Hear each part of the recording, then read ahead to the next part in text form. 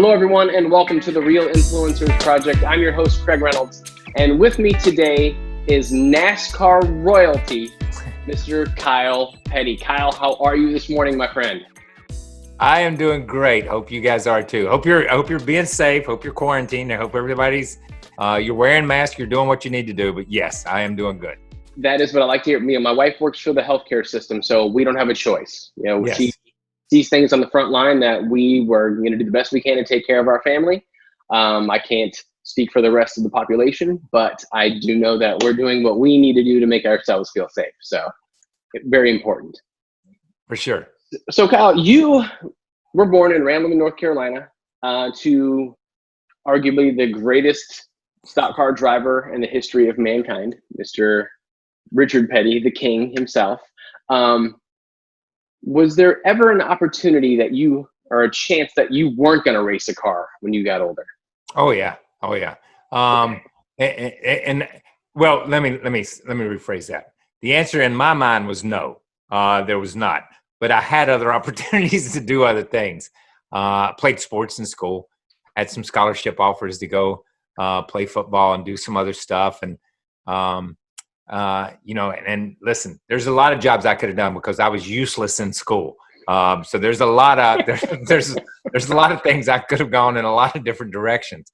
But I think from the time I was young, that's just what I wanted to do. Right next door to where we live, my grandparents lived in the house right next to us, which was maybe 50 yards away. And then on the other side of that was the race shop. And that's where I spent all my time with my bicycles and my motorcycles and having them put back together and welded up. They taught me to use a torch when I was about 7.5, maybe 8 years old, because they kept wrecking my motorcycle so much I'd bend the handlebars. And they were like, listen, we don't have time to mess with you. Here's how you heat a torch. This is how you use a rosebud. Heat this up, pull the handlebars back around, and you'll be ready to go again.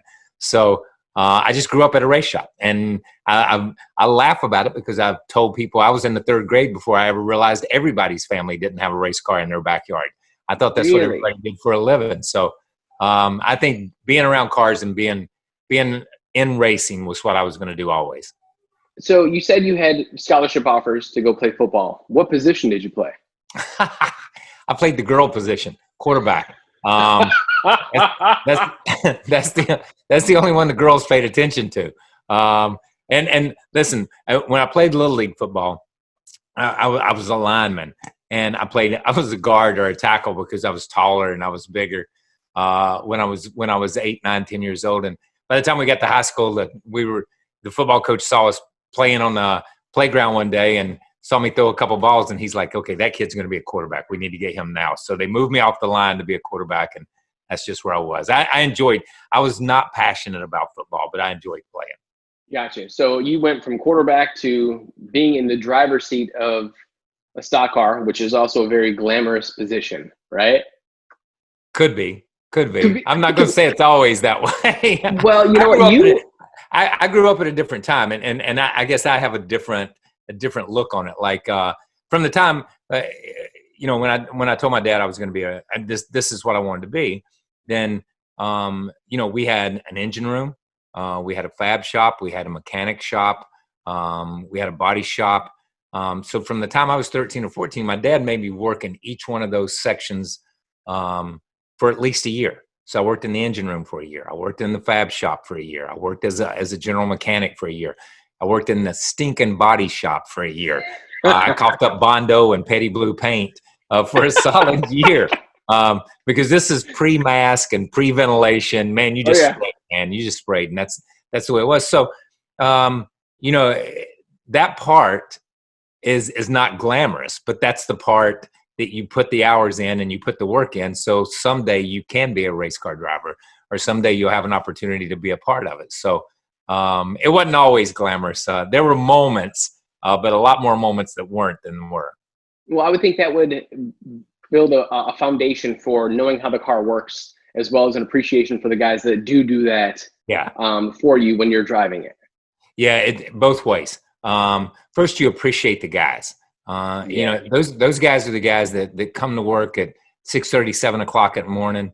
Will work sometimes all night to get to another racetrack, just to get the job done. But and you put your life in their hands. because you're sitting in a car that they've assembled. So you do appreciate it. And the other thing is, my dad used to joke about it. He said that he knew a few drivers that drove cars that would come in, and if something was wrong, they would just say, it's broke. Well, what's broke? I don't know. It just broke. Something broke. And from a mechanic's perspective, where do you start? When somebody tells you a car is broken, where do you start? But if the guy can say, I think it's a drivetrain, I think it's a transmission, I think it's a right front hub, I think something broke in the engine, then you get real specific real quick, and you can work on it. So it was important to know the inner workings of what made a car run in circles. Yeah, and what a great way to communicate with your team so they can make those adjustments necessary, even if it's not broken when you guys come in for a pit stop. There's not a lot of time for those guys to stop and get adjustments on cars now. What is it, like 10 seconds that they get it down to? A pit stop? It's crazy. Listen, they don't even adjust.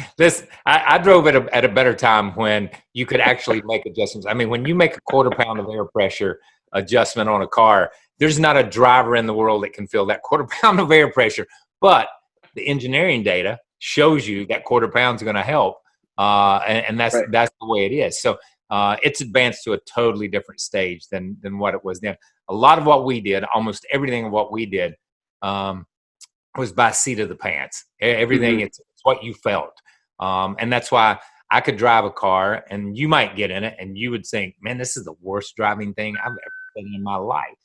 But I may lap the feel in the thing, you know what I mean? Because it fit the way I wanted the car. It fit my style. It fit everything about me.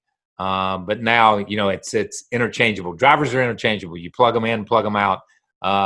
The computer and the engineering basically tell you what you need to do. You guys were basically grassroots engineers, right? Without the data to go off of, you guys were like, let's do this. And would you make one adjustment at a time to see, or would you like, let's throw the whole thing at it and see what happens? Well, it depends on. And that's a great question, because there were times in practice that you would get down and you'd look at the clock and you'd say, we've got 15 minutes left in this practice. Let's change these 14 things and see if anything sticks. You know what I mean? Like throwing spaghetti against the wall. But you tried to be methodical about it. You tried to, you had to work a process. It's a corner for us. And you looked at it this way. If I can't get in the corner, if the car's just junk when I turn in, then there's no way I need to be working on the middle or the exit, because I can't get in the corner. So you would just take it methodically. You get in, then you get through the center, and then you get off the corner. But there were days when you ran out of time and you just said, listen, I can live with it sideways and backwards getting in, but I'm going to have to do something to get up off the corner to run down the straightaway. So you would skip that stage. And very rarely did that ever work, but you felt good when you left the racetrack that you had made some progress, but race time very rarely worked. There has to be a lot of confidence involved to go, let's do all this, and then I'm going to go into that corner at 180 miles an hour and see what happens. That's scary to me. Yeah, you know what? I think it's whatever you get used to. It really is. It honestly is. And talking to those guys this year, during the pandemic, no practice, no qualifying. We're setting up the cars at the race shop. Here's what we're going to do. You guys are going to go out and run 3 pace laps really slow. We're going to drop the green flag, and then you're going off in the first corner at Darlington, at Bristol. Side by side. Yes, side by side, somebody behind you, somebody in front of you. If you're lucky, you drew the pill that says you can start number 1 or number 2, so you don't have anybody in front of you. Or if you're lucky, you start at the very back, so you've got plenty of time to check up before anything happens. But, it's that to me has been a fascinating aspect of the 2020 season. Is that confidence that these guys have in their crews and in their teams, that when I get there, it's going to turn, it's going to work, nothing's going to fall off.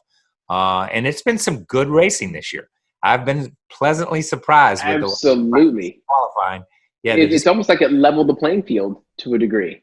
Yeah, listen, I do believe it did that. I do believe it did that, because you may not have access as one of the smaller teams to all the data and the data that's out there.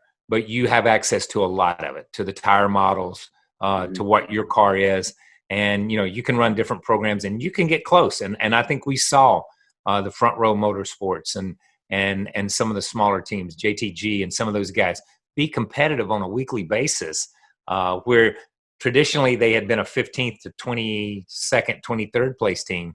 And this year they run in the top, the higher part of the top 10, probably ninth or 10th, but consistently 12th, 13th, 14th, 15th. They picked up 4 or 5 positions. So, and some of the bigger teams experimented and they run 25th and 26th. So it was amazing to see the pendulum swing. And that's a victory for some of those smaller teams to finish in that top 10 area, right? Oh, yeah. That's definitely a big jump. Yeah. Look, you have to look at the sport realistically, where you have, Hendrick with 4 cars, Gibbs with 4 cars, Penske with 3 cars, 4 if we count the Wood brothers. We get in Stewart-Haas Racing with 4 cars.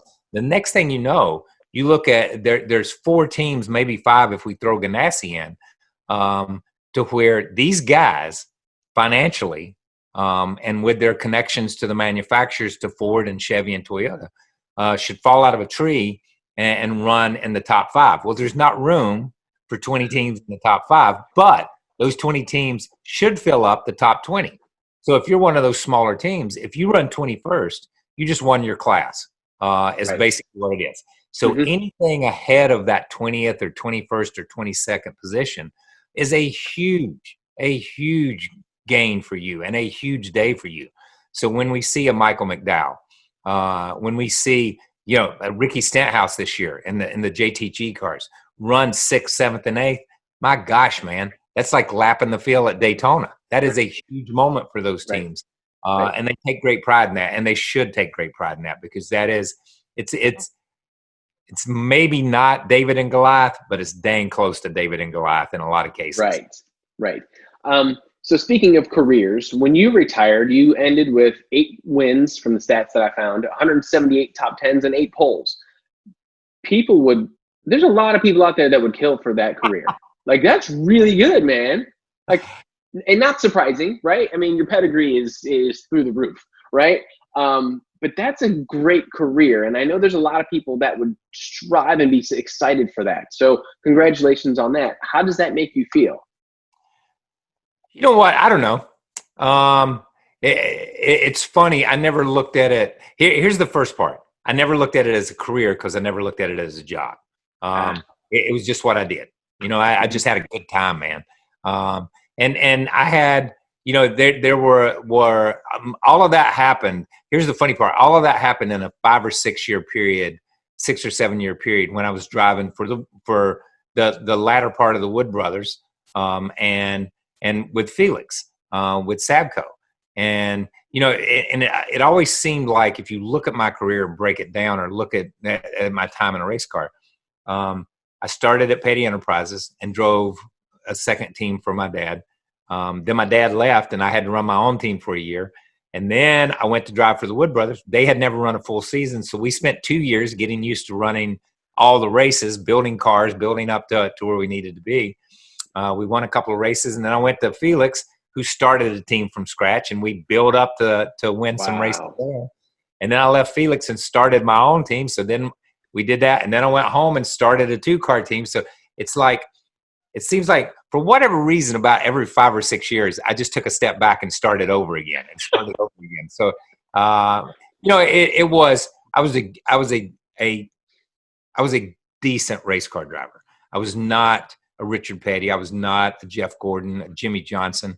In all sports, and I laugh because I say this, in all sports you have just journeyman players, people that are there, people that are good enough to make it to that level, good enough to be in the NFL or the NBA. Are they superstars when they get to that level? No. And that was me. I wasn't a superstar.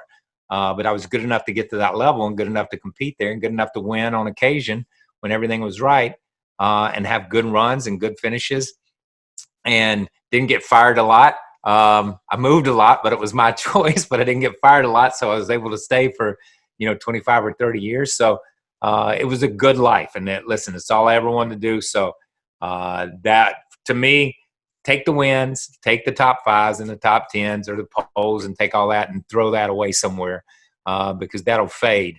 But the memories and the part of being a part of this sport, following my granddad and my dad and being a part of it, that's the bigger part for me. And once you retired, you transitioned into the booth to call the races. I think the first race I heard you call, I was like, Kyle is great. You had a different perspective because you were fresh out of the car. You obviously are the inner workings of a small team and building it up to something bigger. You had a lot of really good insight, and the way that you would talk about what they were feeling in the car versus what the teams were doing was great. And you're still great at it. And it's easy to see why you made that transition. How did that come about? Benny Parsons. Honestly, Benny Parsons. Benny had gotten sick, and Turner, TBS, and TNT was looking for someone else, and a lot had gone on in my life, obviously with Adam and with where we were at as a race team, and they came and they said, "Would you be interested?" And I'm like, "Yeah, I'd definitely be interested." So if you look at the last few years, I would run the first 15, 16 races, then get out of the car and do TV for 7 or 8 races, and then get back in the car and run the last part of the year, because I knew that was the next phase for me. That was the next place. If I was going to stay a part of the sport, that was the next phase. So, and that's kind of how it come about. Listen, and the other thing is this, and I told the guys at Turner when I worked for them, the guys at Speed and Fox when I worked for them, and the guys at NBC, the same thing. I'm just going to give you my opinion. You may not like my opinion, but that's what I do. And that's what I say. And that's why I like doing pre-race and post-race with Dale Jarrett and Krista and what we do now, because it's just my opinion. It may not be your opinion. You may disagree with me, but that's good. I like when you disagree with me. Right. And we've all got opinions, and nobody's right and nobody's wrong, because we're not talking facts. We're talking opinions 90% of the time.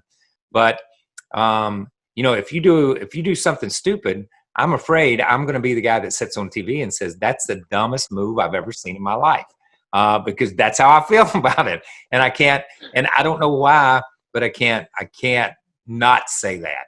And I think that's been fun for me, because I say things and people get so upset, and I'm like, "Why are you upset, man? It's the truth. Look at it. This is."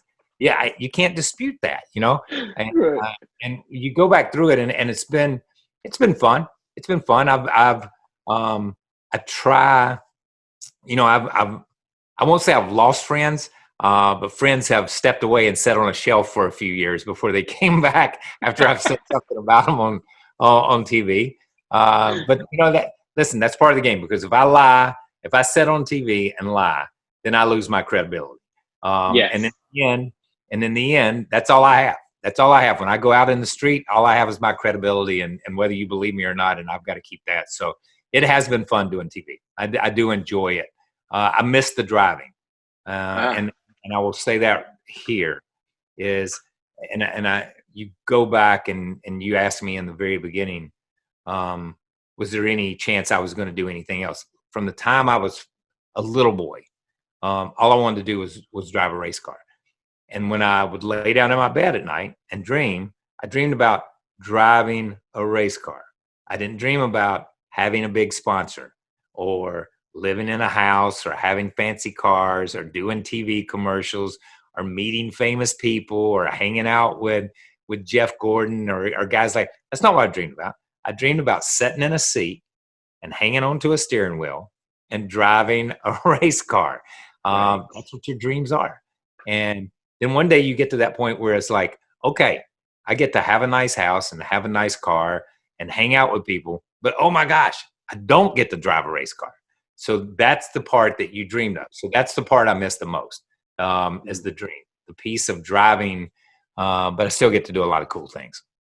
Speaking of a lot of cool things, let's move on to your charities. Yes.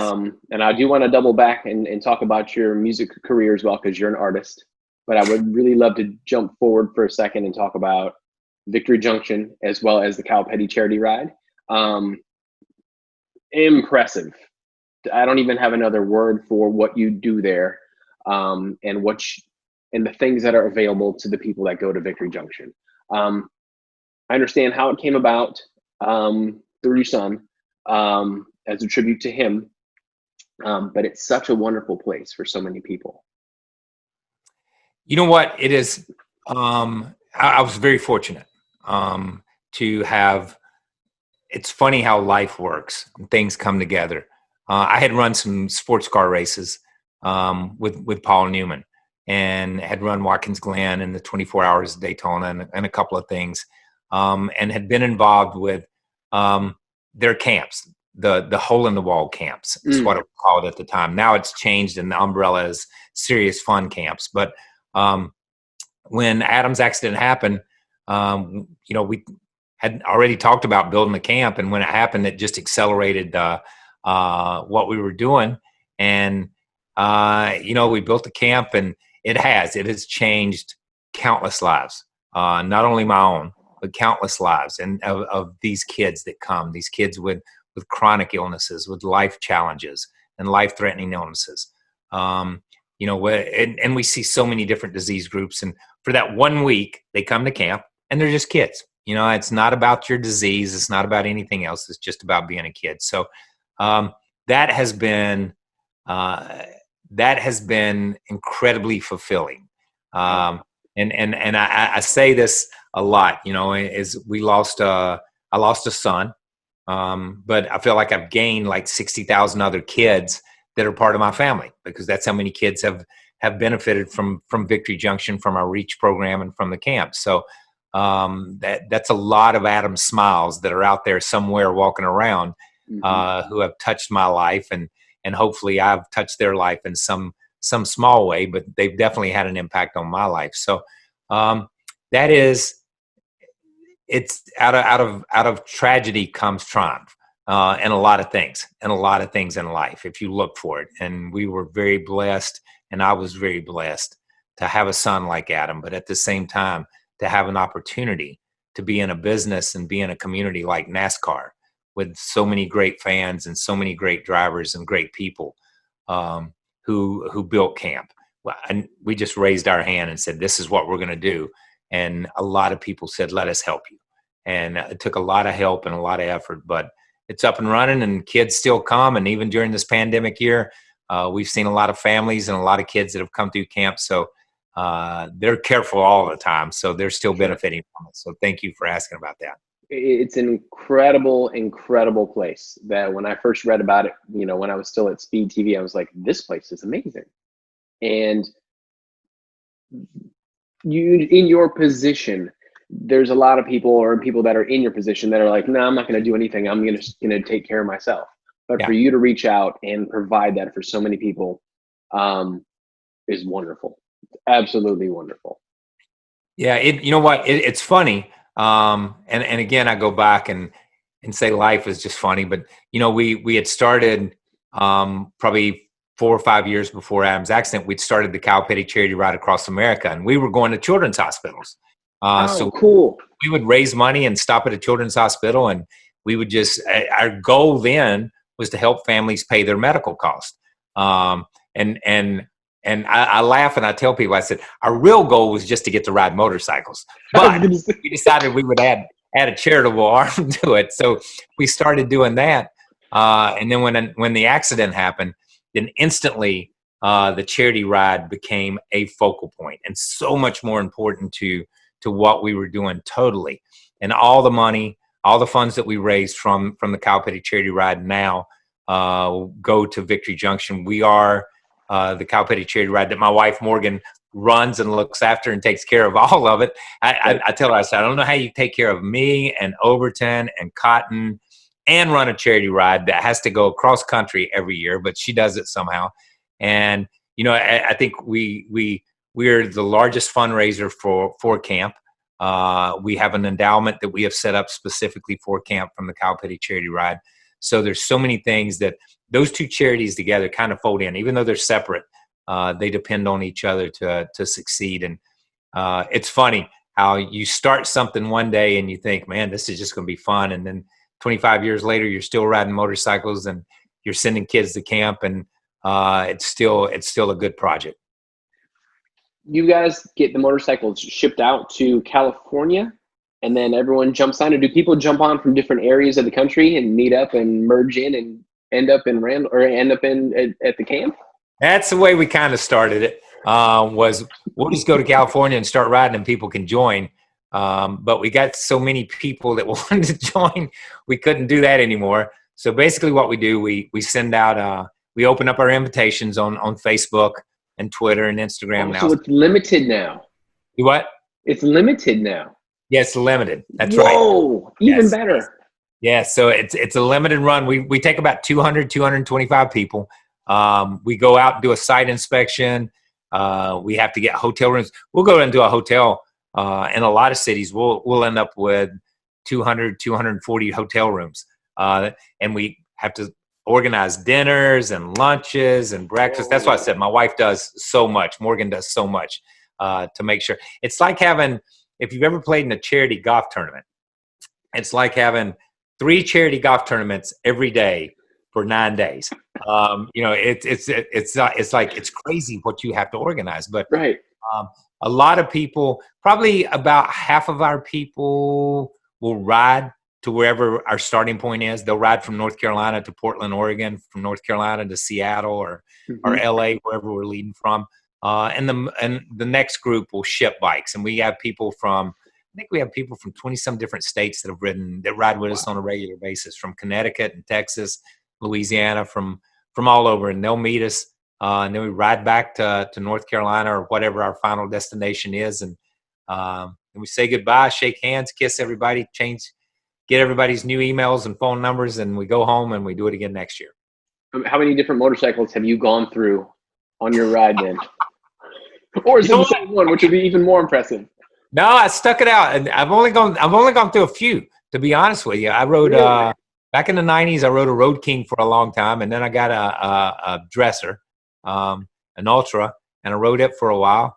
And I've been on a Road Glide for the last few years, so I probably hadn't had but 3 or 4, honestly. I have this bad habit of, and I say it's a bad habit. Listen, there are 20 million Harley Davidson motorcycles out there with less than 3,200 miles on them. Okay. Right. My goal is to put 100,000 miles on it, plus the 3,200 on it. You know what I mean? Right. So 103,000. That's my goal most of the time. So I've got multiple bikes. Let me just say this. Multiple bikes with over 100,000 miles on that I've ridden across country. One year by myself, I rode back and forth to California, I think 5 or 6 times.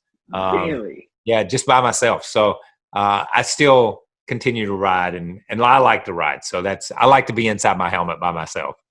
Sense of freedom, right? Yeah, for sure. It's funny. My dad has a Corvette, has 300,000 miles on it. Yeah. He's like, I buy my cars to drive them, not to let them sit in the garage. People don't get enjoyment out of their stuff when it's sitting there. I said, Dad, I'm with you, man. I'm driving my stuff into the ground. Yeah. Same deal. Yeah, I'm right there with him. I got a Prius with 200,000 miles on it. I'll put my Prius up against that Corvette anytime. He'll watch this, and he's going to love to hear that. That's awesome. So let's talk about your music career briefly, and then I'll let you get going, because I know this is it's a busy time for you, and I appreciate you so much. But you're also a musician. You're an artist. Where did that come from through all the sports and being in a stock car? Was it an outlet that you discovered that you're good at, or were you born with the ability to play the guitar? There's a lot in that question. This is what I'm going to say. I started playing guitar when I was 12. Okay. And I started because we would go to the racetrack, and we had a preacher named Bill Frazier, and a guy drove a race car. His name was Marty Robbins, and he was a huge country artist in the 60s and the early 70s. And those 2 guys were the first 2 guys I ever saw play a guitar. Just sit down in a chair and play a guitar. I'd seen it on TV. You'd see people on the Johnny Cash show or Carol Burnett or whatever it was. You'd see them playing, but that's like, they're on TV, man. People on TV do special stuff. But to see a guy just sit down and play a guitar, and I was mesmerized. So borrowed the guitar from Bill. and took lessons for a while and learned to play the guitar. And I've just always played, always, my whole life I've played. And I had an opportunity back in the 80s, right about the time I went to Drive for the Wood Brothers. I did some music stuff. And kind of veered off a little bit. And I enjoy the music. I had enjoyed it. And, man, it got to be a little bit bigger than what I wanted it to. I opened some concerts for Randy Travis at the time, for Hank Jr. at the time. Wow. Here's Kyle Petty, 25, 26 years old, standing on stage in front of 30,000 people opening for Hank Jr. And I'm like, what in God's name am I doing here? You know what I mean? So, and one day it was a job. One day it almost became like a second job. And I was like, that's not what I wanted to do. I want to be a race car driver. So I kind of packed everything up, kept playing the guitar. And then when I stepped out of the car, I started playing more. And just in recent years, in the last 2 or 3 years, with my wife Morgan's support, and she's my biggest fan, thank goodness. I can sing anything to her, and she's like, I really like that. And that's awesome, dude. Yes. Good to have that. That's true love. That's true love. But but so I started playing some open mics and just hanging around and writing some songs and doing stuff. And then got off with Dolph Ramsour, who is the manager for the Avett Brothers and owns Ramsour Records. And he's kind of helped me and kind of pointed me in the right direction. And I've been able to play some local shows and some stuff, 40, 100 people, something like that at Old Dallas Brewery and things like that, just local around here in Charlotte. Yeah. So I'm never going to make a career of it. I'm never going to be Elvis. I'm never going to do any of that. But you know what? I have fun playing. I enjoy writing music. I enjoy playing guitar, and I enjoy being around people that are musicians and can really play. And I have an opportunity to meet a lot of people that are really, really good. So it's been fun. So if you see where I'm somewhere, or anybody watching this sees where I'm somewhere, please come out and support local music and support this because it's important. Absolutely. And speaking of support, if someone wants to get a hold of you for something about Victory Junction or the charity ride, where do they get a hold of you for that? Yeah, just at KylePettyCharityRide.com or victoryjunction.org. Just both those are our websites. Follow us on Instagram and Twitter. We have Kyle Petty. The charity ride's there. I'm there personally. Camp's there. So you can basically see everything that's going on in every facet of my life on social media at some point in time. Perfect. That's good to know. And I have to, before I let you go, I have to tell you the story. When I first met my wife, we had been chatting a little bit. I ran into her at a restaurant here on my way home one day, and she was there with her friends having a drink. So they were getting ready to go somewhere else. And I said, well, that's right by where I live. I can drive you there. And then she's like, okay, cool. So her friend just jumped in her car and she got in my car, and we're chatting, and I'm nervous as all get out because there's this beautiful redhead in my car, and I'm completely baffled. And I didn't know what to say, what to do, but I pulled this awesome thing out. Oh yeah. And gave it to her. I said, hey, I've got this button for you. And clearly we still have it. This is kept in a keepsake box that has our kids' teeth in it. Like this, I thank you because of this gift. It helped. So you are near and dear to my heart, my friend. You have no idea. So I love that, man. I love that story. There's no way I was not going to tell you, man. I'm telling you that I was so ungodly nervous. I didn't know what to do but give her my Kyle Petty button. And we still have it. Congratulations, man. That's good. That is so cool. Thank you very much. I appreciate it. And I appreciate your time this morning more than you will ever know. Thank you for everything that you did this morning. Thank you for everything that you do for the community. And I look forward to coming to see you play, and I'll introduce you to my wife so you can be like, aha, you're the one that owns the button. Can't wait, man. Can't wait. Thanks for having me, man. I appreciate it. Anytime. If you guys like what you're seeing here on the Real Influencers Project, please make sure you subscribe here on YouTube, or you can subscribe at Apple Podcasts as well. Have a wonderful day. Thanks for tuning in, Kyle. I look forward to seeing you soon, buddy. See you, man.